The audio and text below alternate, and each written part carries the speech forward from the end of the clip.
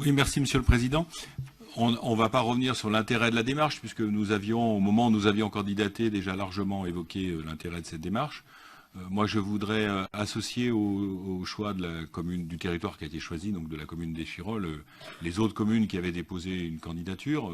Il fallait en sélectionner un, on en a sélectionné un, mais je pense que les autres étaient largement aussi recevables. Et j'y reviendrai. De toute façon, il s'agira de prolonger cette expérimentation justement en tirant les enseignements. Alors à ce sujet, ATD Carmonde, qui est le porteur de cette opération, a sorti un premier bilan.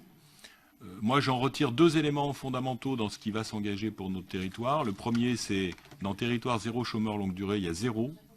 Et c'est pas par hasard, c'est vraiment l'intérêt et l'originalité de cette démarche, c'est d'aller chercher des gens dont on dit qu'ils sont inemployables.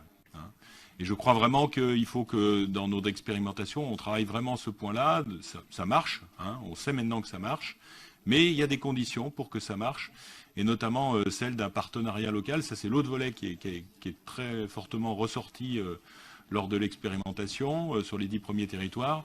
C'est cette façon de mailler un ensemble de partenaires qui fait ou ne fait pas la réussite de l'opération.